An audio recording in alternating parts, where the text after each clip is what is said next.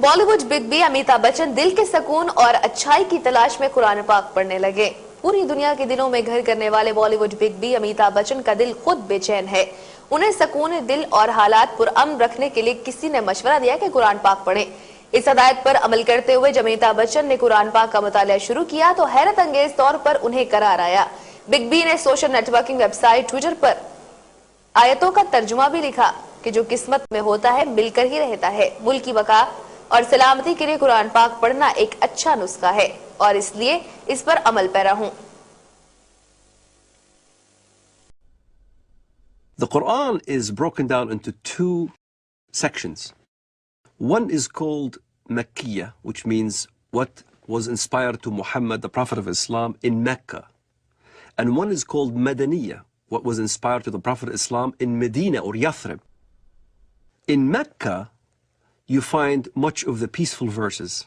Muhammad used to live with the Jewish community and the Christian community in peace and harmony. So there was many verses in the Quran that even the Muslims used to worship in the direction of prayer towards Jerusalem. They saw many elements of a unity between the Jewish and the Christian and the Muslim faith. There are indeed some verses in the Quran that could be called peaceful and tolerant. Notably the injunction against compulsion in religion. Those verses almost invariably date back to the beginnings of Muhammad's prophetic career in his native city of Mecca, where he was powerless, where he was only beginning to attract followers.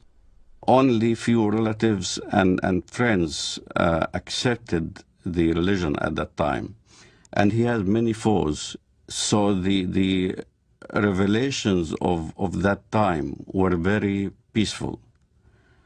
Well, it all changes with the establishment of Muhammad's theocratic statelet in the city of Medina.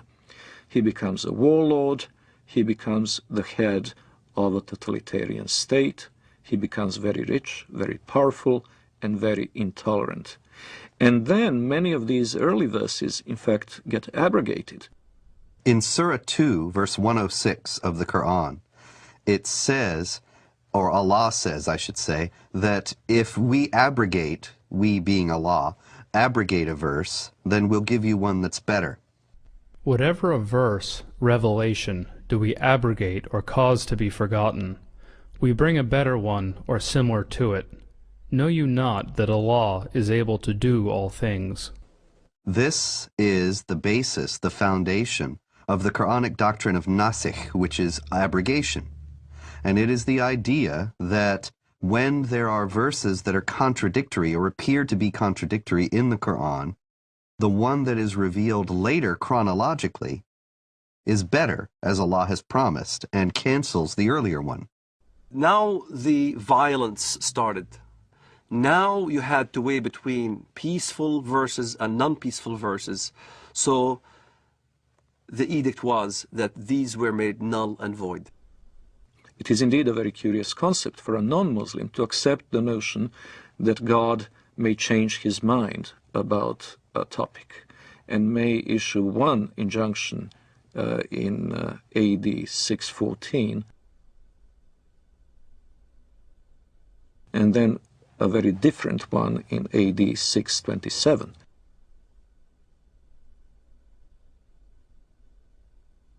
But this is indeed what has happened in Islam. It's very important to understand that the Quran is not arranged chronologically. It's arranged simply on the basis of the longest chapter to the shortest. And so you will find in the book itself some of these more tolerant verses at a later point in the book than the very intolerant ones advocating violence and subjugation of infidels. But that doesn't mean they came into being later on. Quite the contrary. If there is ever a contradiction between two injunctions, the ones that came later on in Medina are the ones that retain their validity, and the early ones from Mecca have been abrogated. The peaceful verses became mansukha, means made null and void, with verses like the verses of the sword. Traditional Islamic theology has it that the 9th chapter of the Quran, Surah 9, is the last revealed, in the career of the Prophet. And it is the only one that doesn't begin with Bismillah ar-Rahman ar-Rahim, in the name of Allah, the Compassionate, the Merciful.